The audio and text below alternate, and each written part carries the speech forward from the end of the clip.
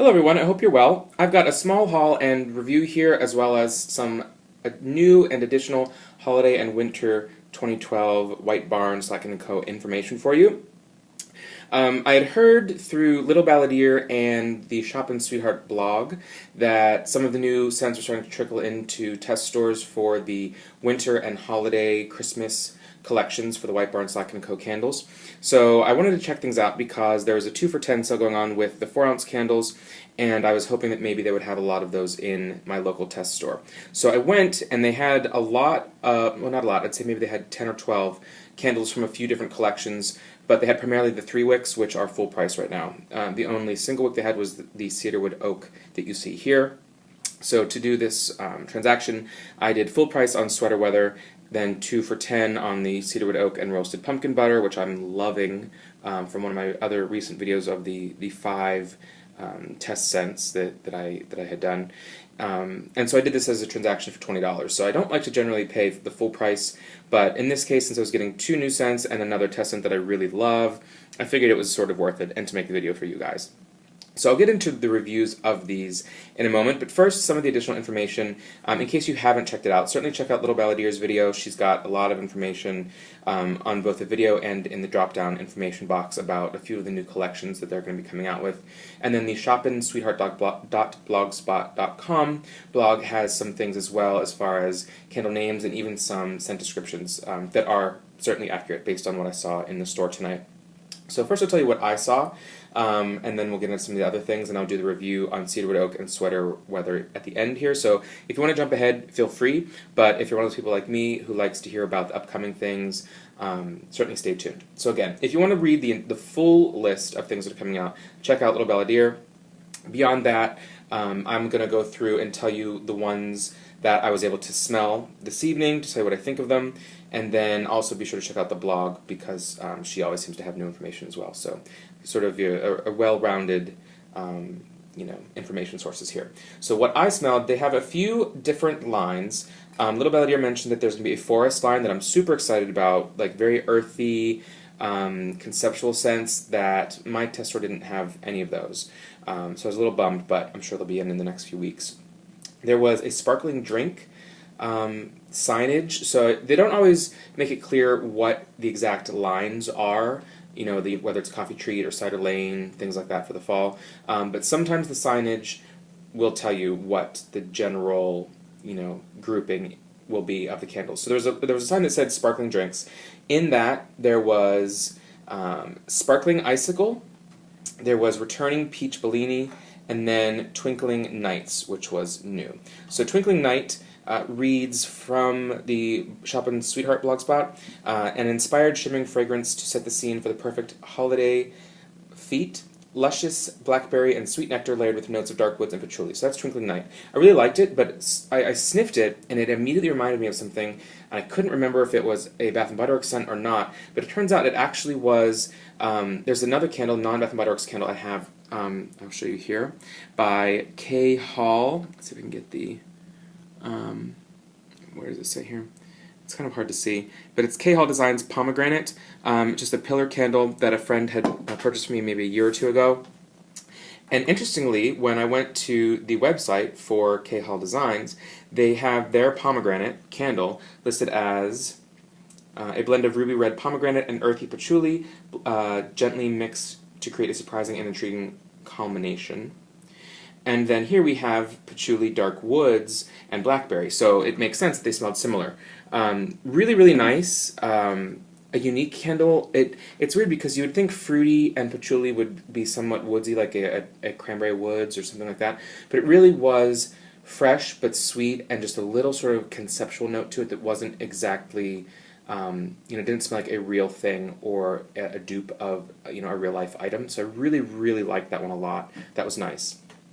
Peach Bellini, of course, is the Peach Bellini that you know. It just has, it's in the theme of the sparkling drinks or whatever that may be, the Sparkling Night collection of labels. And the third one from that collection was Sparkling Icicles, which reads, as sparkling and luminescent as icicles on a tree under a winter's moon, the fragrance combines moss and bergamot with the perfect finishing touch, a citrus bouquet.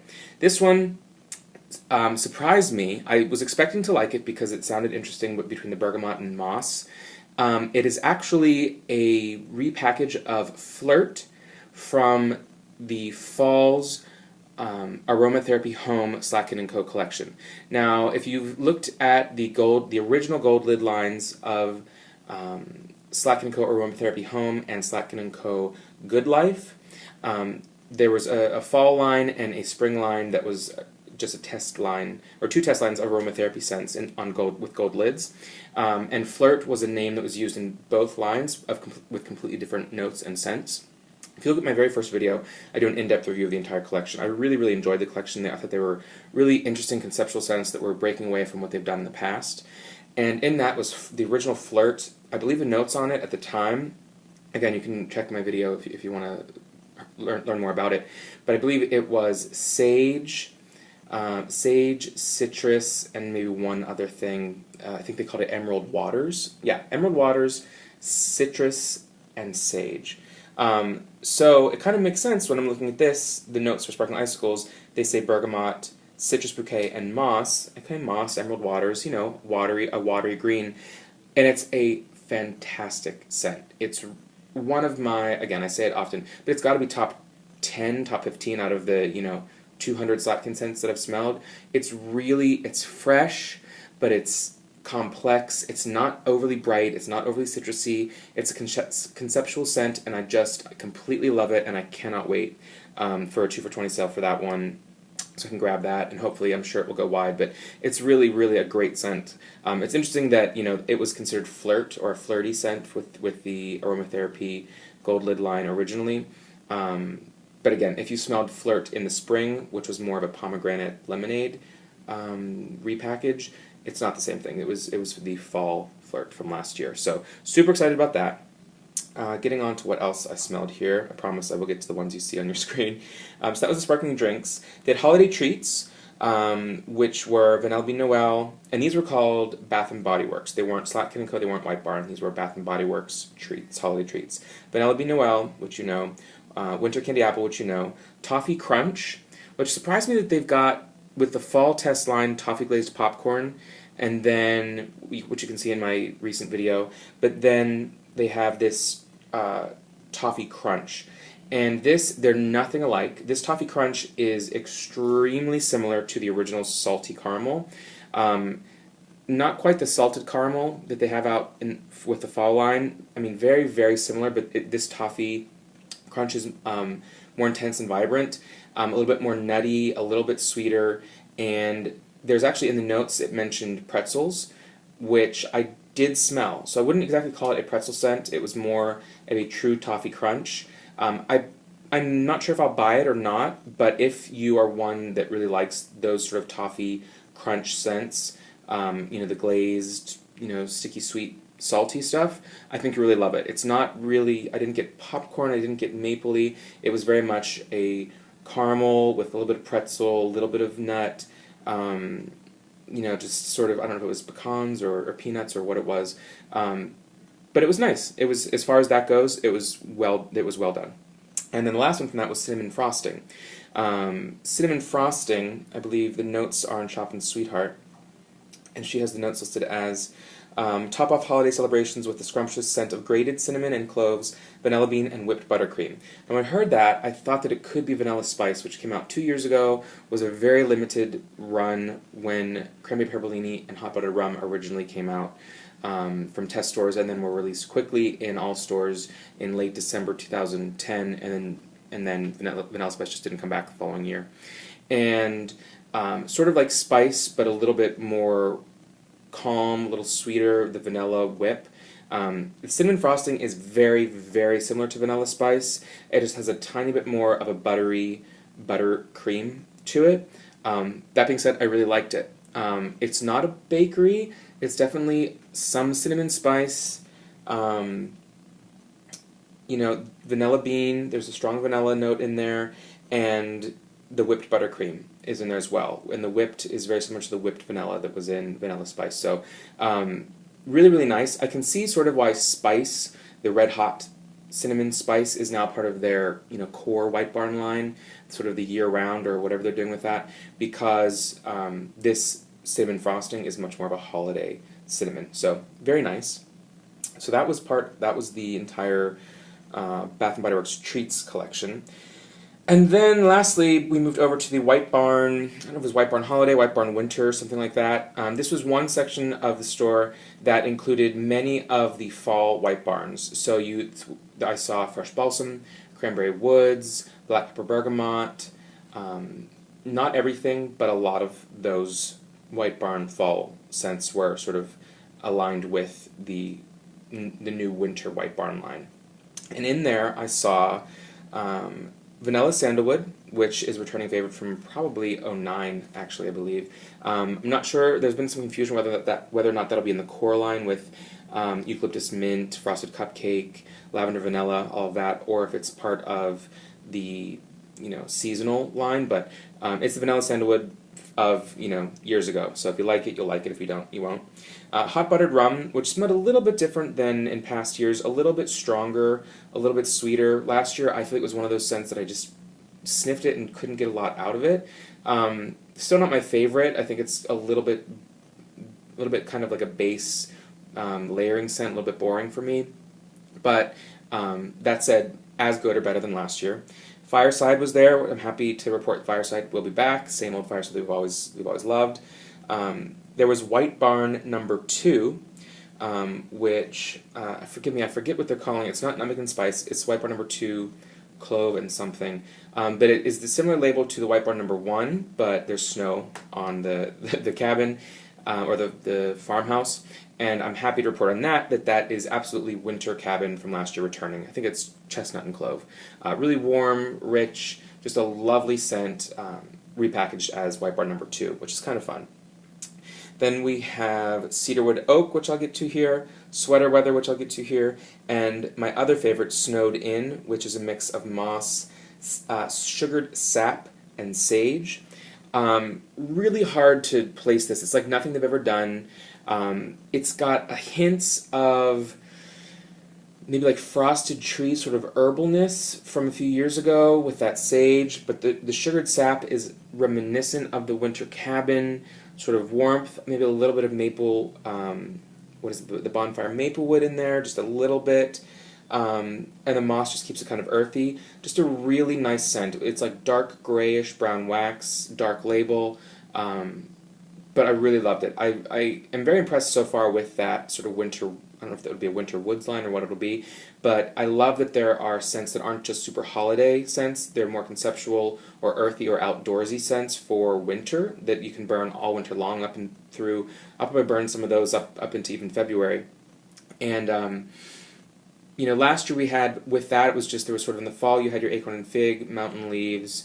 Then for winter holiday, you had, of course, your winter cabin, winter night, deck the halls, sleigh ride. These are all, I would almost say they're a little bit more, to me they're a little bit more impressive than the sleigh ride, which I really loved, and deck the halls, which was strange. It seems like they're really just, it seems like a much more cohesive, well thought out plan for what they've got there, and there's a bigger variety of scents within that same kind of bucket of category of what the scents are. So all that being said, I'm really excited for that. There's also supposedly a forest line, I guess, that is in some test stores that sounds really, really interesting, that I'm also excited for. And of course there will be many, many more returning favorites. So this is in no way indicative of the entire holiday winter line. I'm sure there's going to be many, many, many, many more, including returning favorites. So we don't know what will come back, what won't come back. I'm hoping personally things like Winter Garland come back. I really, really love that one. Creme Pear Bellini, lots of things like that. But time will tell. So I'll keep you updated and check out the other sources I mentioned as well for updates on that. I will say, before I get into these reviews here on these two, that since my last review of the 5 test scents video, the roasted pumpkin butter, blueberry pumpkin patch, toffee glazed popcorn, chocolate bacon cupcake, and farm apple cookie. Those are all in 3-wick, except chocolate bacon cupcake. In fact, the store I went to had single wicks and 3 wicks of everything, except there was no chocolate bacon cupcake even in the single wick. So that doesn't seem to me like it bodes well for a full nationwide release, but you know, I could be very wrong. It could just be that it's being manufactured and it's going to be pushed, you know, sometime in October. Anything could happen. You know, definitely hold out hope if you're looking forward to that. I'm hoping that some of these go wide, specifically this roasted pumpkin butter, because I really want to get a lot of them, and I really want them to be, you know, discounted in the semi-annual sale and have an abundance to purchase at, you know, $8 or whatever they go down to. I don't want to have to snatch them up now in the next month or two because it'll just be harder to get. So I love that one. I have that one. I've been burning that in a 3-wick, and it's just really great. Sort of like a pumpkin patch, a little bit nuttier, less spicy. Really, really, really good. So check out that review if you want to hear more on that. So I'll get that out of the way, since that's not the main focus here. The main focus is Cedarwood Oak and Sweater Weather. These two seem to be, these are the ones that I'd heard of long before some of the snowed-in Sparkling Icicles winter holiday lines and candles had been mentioned. The Cedarwood Oak and Sweater Weather were always bounced around with that second weird, you know, test scent wave of candles. So I'm happy to see that they did come out. Whether they go wide or not, who knows. And they're really, really interesting, like nothing they've done before. So I'm super, super impressed. So Cedarwood Oak, they're both with the White Barn line. I'm trying to get some good lighting here. So Cedarwood Oak, if you can see that, it's really, I just want to get that right for you guys. There you go, Cedarwood Oak, really pretty label. It looks like fallen leaves on the ground, a little bit of orange, but a ton of like deep, intense reds and pinks and sort of fuchsias and purples with a little bit of light blue in there, maybe like a frostedness, so really pretty. And the notes on this one read as, be transported to a sun-dappled grove of late-blooming autumn trees with a sense of crisp lemon, amber, cedar, oak, and apple blossoms drifting in the air. So that's a lot going on. To get those fruit, to get lemon with oak is kind of strange.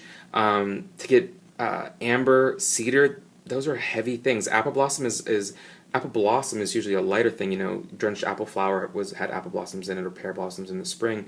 So I wasn't sure. Hearing Cedarwood Oak, I was thinking more Fireside, some heavy woodsy, sort of like the amber woods of years past. That was a test scent, but it's kind of fruity, floral, cologne-ish. Ooh, it's really good. This is gonna be a tough one to describe, so bear with me. I would say it is in the family of a cologne type scent. However, it's not a heavy like Axe body spray, Fireside, mountain leaves, even autumn day / acorn and fig sort of conceptual or cologne-y scent. Some people throw anything that's not, you know, a food or a fresh or a floral into a cologne category. I don't. And this one is cologne-like, but more of the, I would even consider personally, the Paris Daydream from the spring, that sort of cologne. I hate to say cologne-y, but you know, it's something that's more intricate layers of something that is a conceptual idea that's not feminine, not floral. It's more a little bit masculine. So with this, the very first sniff I get, and I'll put it down so you can see it so we know here what I'm talking about here. A tiny bit of powder almost to it, which is surprising. I'm not sure where that comes from because there's no musk in here. And almost, you know, I would say like sort of a dark fruits, like almost like a, you know, like a nectar of a dark fruit. There's no dark fruit in here. I guess that could be maybe amber. I'm not sure what oak exactly smells like. You know, oak and apple blossoms. Farmstead apple supposedly has oak and apple in it.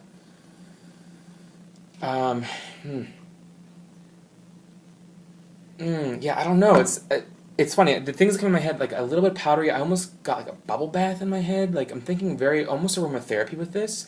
This scent could have been a part of an aromatherapy, like the Gold Lid aromatherapy home collection. It wasn't, but it's sort of along those lines of maybe like the peace or calm or comfort that came out last fall. They're a little bit, yeah, like I don't really get lemon. I get a little bit of amber.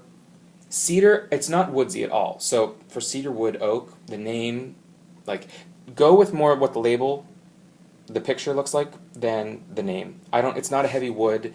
It's not a smoldering wood. There's no like white woods in it. Very little woods to this.